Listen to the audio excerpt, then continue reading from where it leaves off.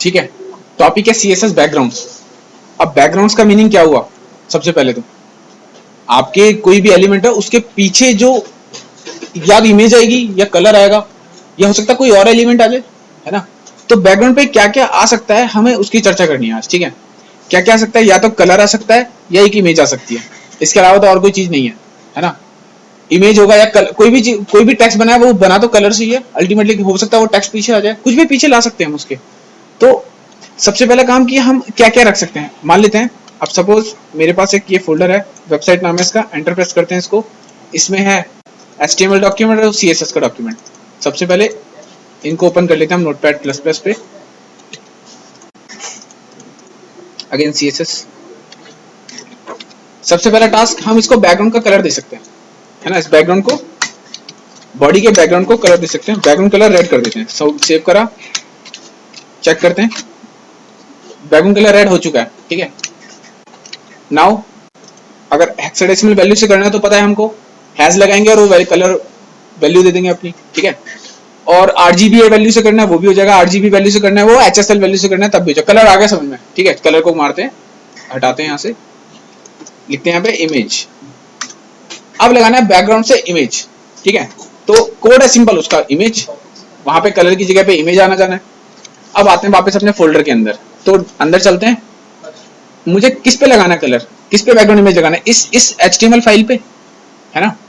तो इस HTML file को बताना पड़ेगा कि इमेज कहां से लो, इस इमेजेस के फोल्डर के अंदर से।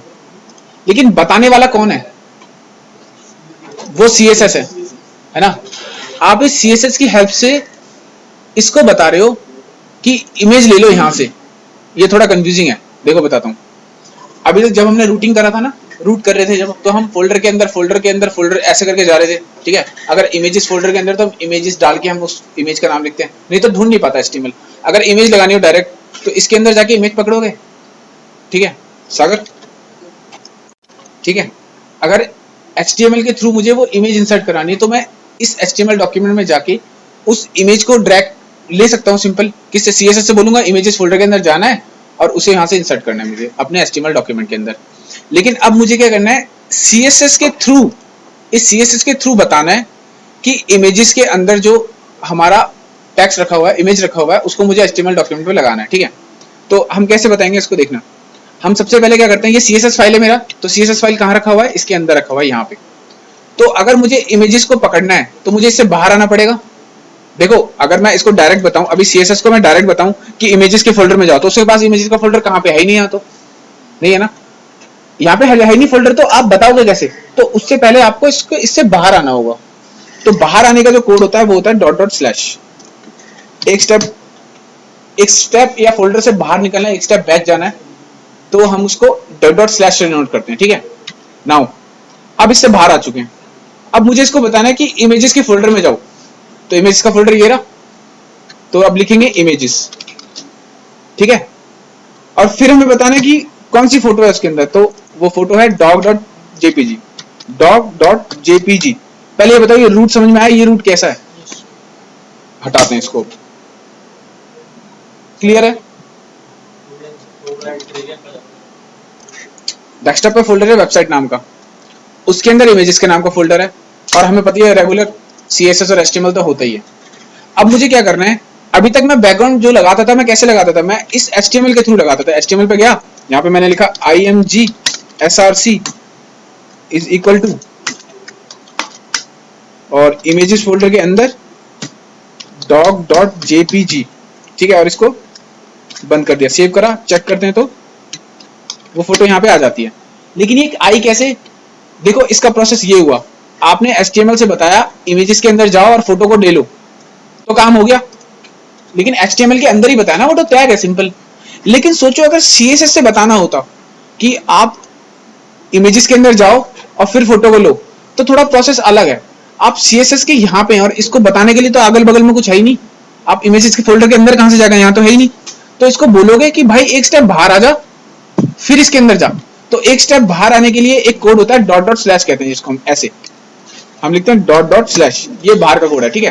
तो अब इस कोड को समझ लो, जल्दी से बता रहा हूं। बैकग्राउंड इमेज लिखेंगे URL यूनिवर्सल रिसोर्स लिंक डाला यहाँ पे 2 पैरेंथेसिस ब्रैकेट, अंदर गए डबल कोट, अंदर गए डॉट डॉट स्लैश इमेजेस के अंदर डॉट डॉट जेपीजी, ठीक है। और यहां से मैं वो IMG टैग उड़ा देता हूं, उसकी जरूरत नहीं है। सेव करते हैं, चेक करते हैं, रिफ्रेश करो, फोटो आ गई। बाय डिफॉल्ट इसने करा क्या है कि इसने बैकग्राउंड को रिपीट कर दिया, ठीक है। एक बैकग्राउंड मैंने लगाया, उसने एक ही बैकग्राउंड को अलग अलग अलग अलग करके सामने पूरे डॉक्यूमेंट में पेस्ट कर दिया। करना ये है मुझे कि मैं चाहता हूं कि मुझे एक ही फोटो नजर आए, यहाँ पे इतनी सारी मल्टीपल कॉपीज ना नजर आए। तो मल्टीपल कॉपीज ना बनाने के लिए आपको करना ये होगा, आपको एक प्रॉपर्टी और सीखनी है जिसे हम कहते हैं बैकग्राउंड रिपीट। बाय डिफॉल्ट वो होता है रिपीट, क्योंकि हमें वो बाय डिफॉल्ट रिपीट नेचर में आता है, जो भी फोटो है उसको रिपीटेशन करता है, ठीक है। बैकग्राउंड का प्रॉपर्टी उसका रिपीटेशन बना देता है, तो बाय डिफॉल्ट ये वाला प्रॉपर्टी लगा हुआ होता है। हम कहते हैं इसको रिपीट नहीं करना, तो हम लिखते हैं नो रिपीट, रिफ्रेश, अब वो रिपीट नहीं होगा। अब फिर आप चाहते हो कि वो एक्स एक्सिस पर रिपीट करे, तो आप लिखोगे रिपीट एक्स, और अगर चाहते हो वाई एक्सिस पे तो वाई, ठीक है। तीनों को ट्राई करो, अब हो जाओ। बैकग्राउंड को दोबारा से बोला नो रिपीट, तो अब आउटपुट कैसा आएगा, रिपीट नहीं होगी, है ना। पता है ये चीज अब क्लियर है हमारे सामने। इस फोटो को छोटा करना है, मैं फोटो छोटी कैसे होगी, कोड बताओ। रिकॉर्डिंग स्टार्ट करिए दोबारा से। मैं कहता हूं इसको, मुझे बैकग्राउंड की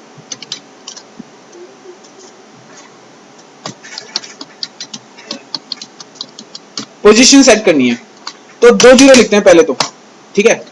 2 जीरो का मतलब है लेफ्ट और टॉप, ये लेफ्ट है और ये टॉप है। तो आप लेफ्ट से कितना आगे लेके जाना चाहते हो, मैं कहता हूं 50 पिक्सल, तो 50 पिक्सल, और राइट से मैं कहता हूं 100 पिक्सल, टॉप से सॉरी 100 पिक्सल। सेव करते हैं, रिफ्रेश करते हैं, भाग गया। लेफ्ट से 50, टॉप से 100, ये क्लियर है, क्लियर है, ठीक है।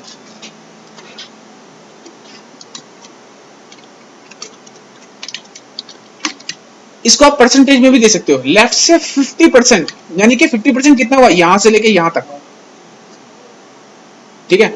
लेफ्ट से 50% और टॉप से 100 पिक्सल।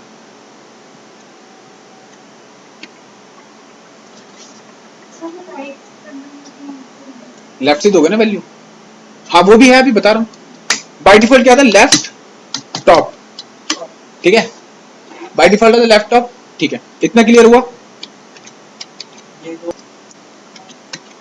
अब मैं क्या करता हूं, लेफ्ट टॉप की जगह पे सेंटर टॉप लिखता हूं पहले, तो रिकॉर्डिंग नहीं बनी थी उसकी, तो सेंटर टॉप में आ गया। और अगर राइट टॉप कर दूं तो वो राइट टॉप में आता है, लेकिन अब मैं चाहता हूं कि ये ना यहां पे आए, लेफ्ट और सेंटर में, लेफ्ट से और सेंटर में। तो देखना क्या होता है, लेफ्ट से सेंटर में, तो देखो अंदर घुस गया उसके, ये सेंटर में नहीं आया। रीजन ये है क्योंकि अभी ना बॉडी की जो हाइट है, बॉडी की हाइट नहीं है, बॉडी में हाइट देनी होगी, उसके लिए आपको कंटेंट चाहिए पहले, तो कंटेंट लेके आते हैं यहाँ पे। सपोज दैट मैं कोई पैराग्राफ कॉपी करके पेस्ट कर देता हूँ इधर, कॉपी, और यहाँ से मैं इसको पेस्ट कर देता हूँ, पेस्ट पेस्ट पेस्ट, काफी बार कर दिया। सेव करते हैं, रिफ्रेश। देखो बॉडी की हाइट उतनी है जितना हमारे पास कंटेंट है, तो कंटेंट यहाँ से लेके यहाँ तक है, बॉडी की हाइट वहां से लेके वहां तक मेजर हो रही है।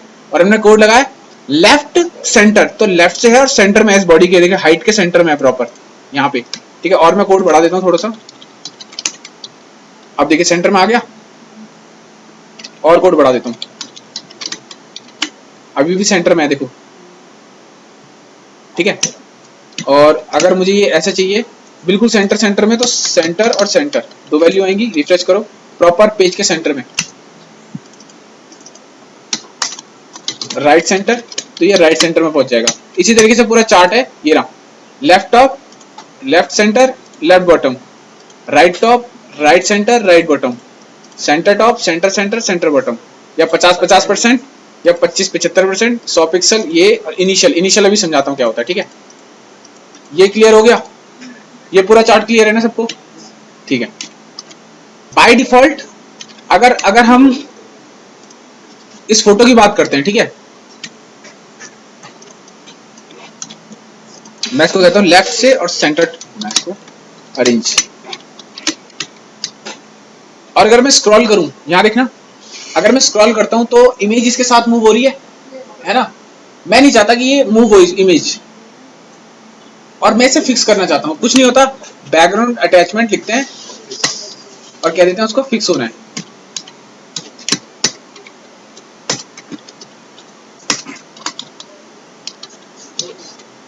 ठीक है, बाय डिफॉल्ट क्या होता है, स्क्रॉल।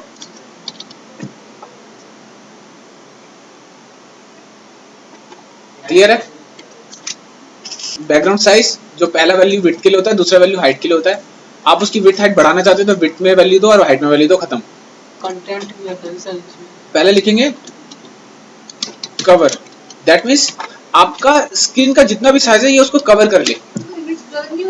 होगी, बिल्कुल होगी, छोटी फोटो है तो आप खींचोगे तो ऑब्वियस सी बात है ब्लर तो होगी ना। किसी चीज को जबरदस्ती खींचोगे तो बड़ा ब्लर तो हो गई। हाँ, अब आपने देखिए वैल्यू क्या होती है, पहली विड्थ दूसरी हाइट। विड्थ में पिक्सल से वैल्यू दे सकते हो, हाइट में पिक्सल से वैल्यू दे सकते हो। अब इमेज छोटी है, उसको आप कह रहे हो बैकग्राउंड साइज कवर कवर कर ले, वो छोटी सी इमेज बड़ी पूरी के पूरे उसको बैकग्राउंड को, बैकग्राउंड में तो इमेज जा रहे हो, कंटेंट तो उसके ऊपर रहता ही है। हाँ सर ये तो बॉडी से ऊपर भी, और यहाँ CSS बना हुआ है उसका। मैं इसके अंदर ना एक टैग ले रहा हूँ जिसे हम कहते हैं बी टैग। पता है सबको बी टैग से क्या होता है।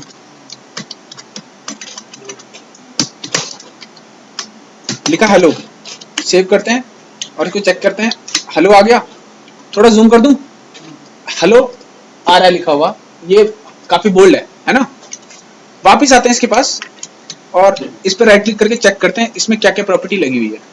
तो इसके अंदर देखो ऑटोमेटिकली लगा हुआ है फॉन्ट वेट बोल्ड, है ना। अगर मैं बोलूं इस बी को कि मुझे ओवरराइट करना है आपको, तो मैं बी लिख सकता हूं। यहाँ पे बी को कहना है कि फॉन्ट वेट जो है ना आपका, वो बोल्ड मतलब को नॉर्मल रखो। अब वो खुद ही हो जाएगा नॉर्मल। ये चीज में डाउट है किसी को? नहीं है। अब मैं कहता हूं हटा देता हूं वापस इसको, तो क्या उठाएगा दोबारा से, बोल्ड उठा लेगा। अब मैं इसको ना एक पैराग्राफ के अंदर बंद कर देता हूं।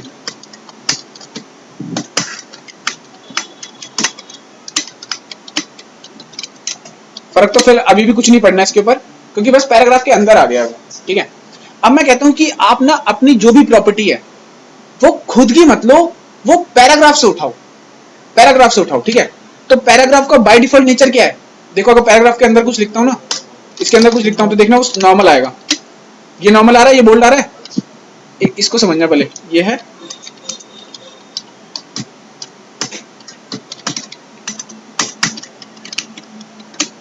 ये पैराग्राफ वाला टेक्स्ट है, बोल्ड वाला टेक्स्ट है।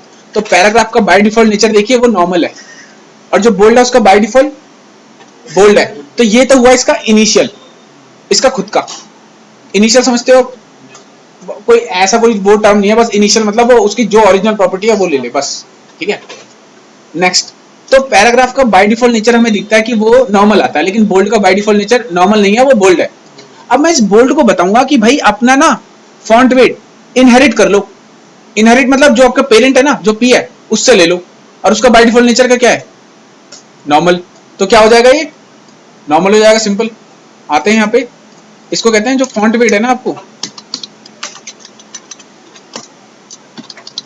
फॉन्ट वेट जो आपका होगा वो आप उठा लो इनहेरिट, मतलब अपने पेरेंट से, जिसके भी आप अंदर हो ना उससे ले लो, तो हो जाएगा, सॉरी नॉर्मल।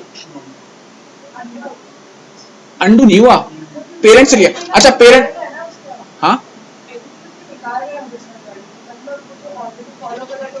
वो पैराग्राफ को फॉलो कर रहा है, किसी को नहीं। आपको पैराग्राफ को मैंने बोला होता ना कि इटैलिक, अगर मैंने पैराग्राफ को मान लेते, पैराग्राफ के अंदर एक प्रॉपर्टी डाल रहा हूं, एक इनलाइन से स्टाइल कलर रेड, ठीक है। सेव करते हैं, चेक करते हैं, और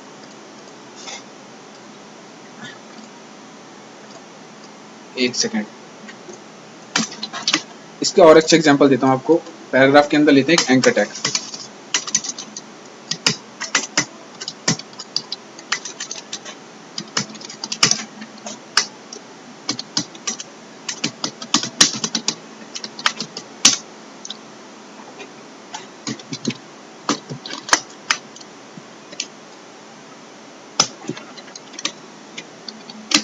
ये समझ में आता है? एंकर टैग बाय डिफॉल्ट इस नेचर का आता है ना? बाय डिफॉल्ट एंकर इस नेचर का आता है।